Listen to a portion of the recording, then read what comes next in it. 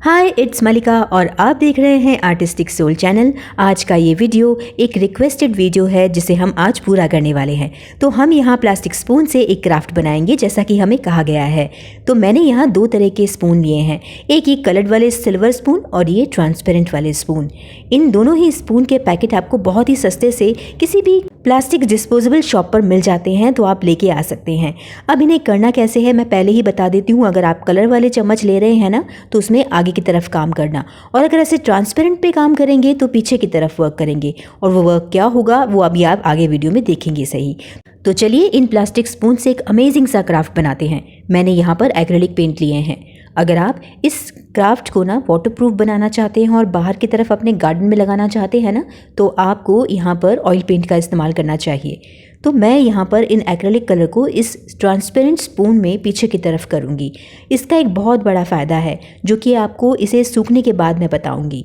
इसमें ना पीछे की तरफ हम सभी स्पून पर ये कलर करते जाएंगे, और हर बार की तरह मुझे यहाँ पर कलर की 2 लेयर करनी है। यानी इन स्पून पर एक बार कलर करने के बाद इसे अच्छे से सूखने दूंगी और उसके बाद दूसरा कोट इसके ड्राई होने के बाद करूँगी।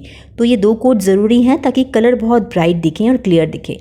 तो मैंने काफ़ी सारे स्पून पर येलो कलर कर दिया है। अब एक और कलर ले रही हूँ, वो है ऑरेंज। तो ऑरेंज के भी यहाँ पे हम कुछ पीस लेंगे। ये येलो से थोड़े से कम होंगे। आप जब ये पूरा क्राफ्ट देख लेना तो उसके हिसाब से ही आप इन स्पून पर कलर करना। दूसरी चीज़ है ये वेस्ट कार्डबोर्ड। मैं यहाँ कार्डबोर्ड का इस्तेमाल करूँगी। आपके पास इस तरह के केक बेस पड़े हों फालतू वाले, तो आप वो भी इस्तेमाल कर सकते हैं। अब इस कार्डबोर्ड के बीचों बीच हम सेंटर पॉइंट कैसे डिसाइड करेंगे उसका तरीका बता देती हूँ। ये 14 बाय 14 सेंटीमीटर का एक कार्डबोर्ड का पीस है। मैंने इसे पहले ही नाप लिया था। उसके बाद मैं इसे हाफ़ कर दूँगी बिल्कुल बीचों बीच से। तो ये 14 है, तो यहाँ पर एटलीस्ट 7 सेंटीमीटर पे एक मार्किंग लगेगी। उस लाइन को हम ले लेंगे और इसके ऑपोजिट साइड पर भी हम इसी तरह से वाला मिड वाला पॉइंट लेंगे। तो ये मिड पॉइंट हमें मिल चुका है, यही बस हमारा ये सेंटर पॉइंट हो जाएगा। और इस सेंटर पॉइंट पे हम अपने कंपास को लगाकर इस कार्डबोर्ड पर एक सर्कल ड्रॉ करेंगे। मैक्सिमम जितना भी आप ले सकते हैं आप वो ले सकते हैं। मैं इस पूरे कार्डबोर्ड पर बड़े से बड़ा सर्कल कट करने की कोशिश कर रही हूँ। तो ये हमने ले लिया है। अब इसके बाद मैं लगभग 6 सेंटीमीटर का एक और सर्कल बीच में ड्रॉ करने वाली हूँ। ये स्पेस हम खाली रखने वाले हैं पहले, तो हमें आइडिया रहेगा कि हमें कहाँ तक वर्क करना है। तो मैंने ये ले लिया है। अब इस कार्डबोर्ड की कटिंग करेंगे। हाँ, अगर आप इसे वाटरप्रूफ लेना चाहते हैं तो MDF बोर्ड या किसी प्लास्टिक बोर्ड का इस्तेमाल कर सकते हैं इस कार्डबोर्ड की जगह। अब इस कार्डबोर्ड पर हम कलर करेंगे, तो मैंने एक्रेलिक कलर ही इस्तेमाल किए जो कि हमने स्पून पर यूज़ किए थे। नीचे स्पून के कलर का सेम होना ज़रूरी है ताकि कार्डबोर्ड का ये रंग जो है ना वो नज़र नहीं आए। इसलिए सिर्फ एक ही लेयरिंग करेंगे, लेकिन करेंगे ज़रूर। कार्डबोर्ड ढक जाना चाहिए, नहीं तो हम जब इसके ऊपर स्पून लगाएंगे ना तो बीच बीच में जहाँ भी स्पेस रहेगा वहाँ वो कार्डबोर्ड नज़र आएगा। इसलिए इस पर कलर करना ज़रूरी है, तो इसे कलर ज़रूर कर लीजिए। आप चाहें तो इसके ऊपर वाइट जेसो लगाकर भी इन कलर को कर सकते हैं। मैंने डायरेक्ट ही किया है, इससे भी काम चल जाता है, तो आप भी डायरेक्ट इसे ले सकते हैं। जैसा कि मैंने बताया, अगर आप इसे पूरी तरह से वाटरप्रूफ करना चाहते हैं तो ऑयल पेंट का इस्तेमाल कर लीजिएगा। लकड़ी की प्लाई, प्लास्टिक की शीट पर ऑयल पेंट बहुत ही आसानी से लग भी जाते हैं और सूख भी जाते हैं। जब तक मेरा ये कार्डबोर्ड पेंट हो रहा था ना, तब तक मेरे ये सारे स्पून सूख कर एकदम रेडी हो चुके हैं। अब मैं आपको बताती हूँ कि मैंने ऐसे क्यों किया था, क्योंकि जब हम पीछे की तरफ कलर करते हैं ना तो आगे अपने आप ही एक शाइन आ जाती है। तो ये फ़ायदा है इसका। इसकी अब कटिंग करनी है। ये कटिंग भी बहुत ध्यान से कीजिएगा। ये चम्मच में ना स्पेस रहता है। इसको कट कैसे करना है, इसे इस तरह से दोनों तरफ घुमाकर कट करिएगा, नहीं तो ये आपके चम्मच जो है ना टूट कर ख़राब हो जाएंगे और आपकी सारी मेहनत बेकार हो जाएगी। तो आपको इसी तरह से इस कटर को रखते हुए इस पर चलाना है और कटिंग करनी है। देखिए मेरे कुछ तो स्पून जो थे ना डायरेक्ट काटने से ख़राब हो गए थे, इसलिए मैं आपको यहाँ बता रही हूँ। ये पॉइंट आपको नोटिस करना ज़रूरी है कि आप भी इससे इसी तरह से कट कीजिएगा ताकि ये आसानी से निकल के बाहर आ जाए। अब मैं सारे स्पून को कटिंग करके रख लेती हूँ। ये स्पून तैयार हैं और इनमें काफ़ी अच्छी शाइनिंग भी आ रही है। अब बारी आती है इस कार्डबोर्ड पर इन स्पून को चिपकाने के लिए। तो मैंने ये रबर बेस ग्लू लिया है जो बहुत अच्छा वर्क करता है। आप भी ये ग्लू लेना चाहें ना तो इसका प्रोडक्ट लिंक आपको नीचे मिल जाएगा, आप परचेस कर लीजिएगा अगर आपकी शॉप पर मिले, नहीं तो ऑनलाइन तो ये अवेलेबल है ही सही। अब इस पर अच्छी से ग्लू लगाकर सिर्फ इसे 2-3 सेकंड के लिए मैंने रख ही दिया और उसके बाद इस पर स्पून चिपकाना शुरू कर दिया। बाहर की तरफ करते हुए इन स्पून को इसके ऊपर एक एक करके चिपकाते जाएंगे और इसकी बाउंड्री पर इसे लगाना है। मैंने आपको जो ग्लू की ट्रिक दी है ना, उसे याद ज़रूर रखिएगा, क्योंकि इस ग्लू का तभी इस्तेमाल अच्छे से हो पाएगा जब इसे हम ठीक से इस्तेमाल करें। अब हमें सेकंड लेयर लगानी है अंदर की तरफ, तो 2 स्पून के बीच में आप इस तरह से ग्लू लगाते हुए इन स्पून को चिपकाना शुरू करें, जिससे ये स्पेस भी भर जाएगा और ये भरा भरा लगेगा। तो मैंने ना येलो का थोड़ा सा मैंगो येलो कलर शेड यहाँ पर लेकर इन स्पून पर किया था। शायद आप उस डिफरेंस को पहचान पा रहे होंगे। सेकंड लेयर में मैंने वो लगा दिए हैं।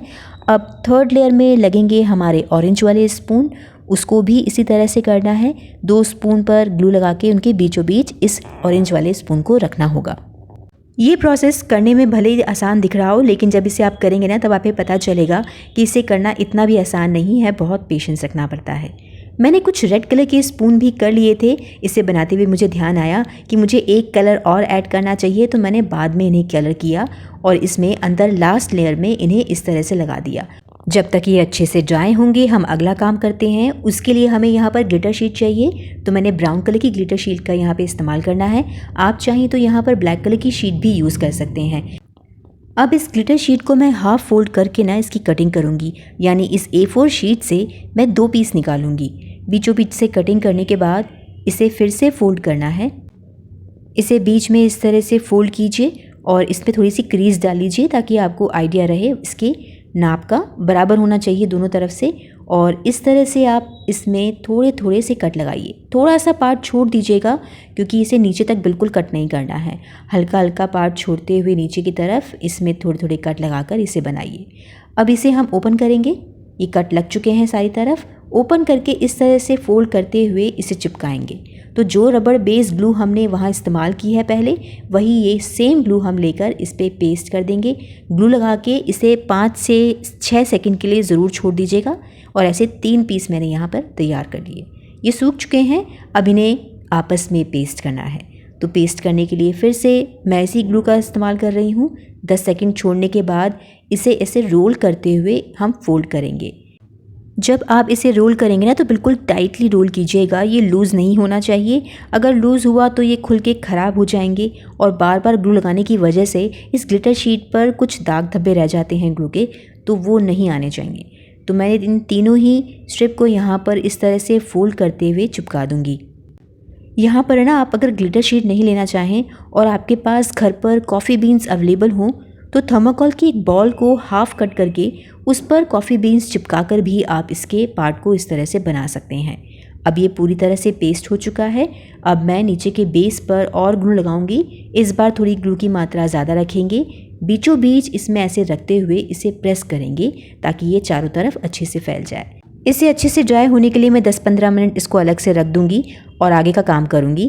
तो मैंने यहाँ पर इन्हें प्लेन ग्रीन कलर की फॉर्म शीट लिए हैं और जैसे सनफ्लावर्स की लीफ होती हैं, उस लीफ को मैं यहाँ पर ड्रॉ करके इसे कट कर लूँगी। ये लीफ आप छोटी या बड़ी कैसी भी ले सकते हैं। तो देखिए, मैंने इस तरह से ये लीफ तैयार की है। जब ये लीफ आपको पता चले कि एकदम परफेक्ट है, तो ऐसे ही 3-4 लीफ और मैं तैयार करती जाऊँगी। आप अगर फॉर्म शीट नहीं लेना चाहते हैं तो प्लेन ग्रीन कपड़ा भी ले सकते हैं, या फेल्ट शीट ले सकते हैं, या और कुछ ना मिले तो आप मोटे क्राफ्ट पेपर आते हैं ना, आप वो भी ले सकते हैं। अब इस पतली सी स्टिक से इस फॉर्म शीट पर मैं जैसे नेचुरली लीफ पर वेन्स बनी होती हैं, उसे ड्रॉ कर रही हूँ। मैंने इसे काफ़ी स्पीड में दिखाया है ताकि वीडियो लंबा ना हो। आप इसे स्लो करके आराम से देख लीजिएगा अगर आप इसे डिटेल में देखना चाहें। तो मैंने कुछ लीफ बना ली हैं। अब इसे कार्डबोर्ड में नीचे की तरफ मैं पेस्ट कर दूंगी। मैंने सिर्फ 2 ही तरफ इसे पेस्ट किया है। आप अपने अकॉर्डिंग, अपनी इच्छा के अनुसार इसमें कम ज़्यादा भी कर सकते हैं। बस जैसे ही ये लीफ चिपक जाएंगी, इसके पीछे हमें हुक लगाना है। तो ये फ़ोटो फ्रेम वाला जो हुक होता है ना, आप वो भी लगा सकते हैं। आपके पास ये ना हो तो आप कोई भी रस्सी, कोई भी जूट की रस्सी यहाँ पर इस्तेमाल करके यहाँ पर ये हैंगिंग के लिए भी इस्तेमाल कर सकते हैं और इसे चिपका सकते हैं। तो लीजिए, बनकर तैयार है प्लास्टिक स्पून से बना हुआ ये खूबसूरत सा बॉल हैंगिंग, जिसे आप अपने होम डेकोर में इस्तेमाल कर सकते हैं या गार्डन में भी लगा सकते हैं। तो बताइए, आपको आज का ये रिक्वेस्टेड वीडियो कैसा लगा? कमेंट करके ज़रूर बताइएगा। आप भी कोई क्राफ्ट रिक्वेस्ट भेजना चाहते हैं तो कमेंट कर दीजिएगा, हम उस पर जल्द ही वीडियो बनाने की कोशिश करेंगे। तो अगले संडे को एक और अमेजिंग क्राफ्ट आइडिया के साथ फिर से आऊँगी, उसे ज़रूर देखिएगा। तब तक के लिए keep crafting and thank you so much for watching this video.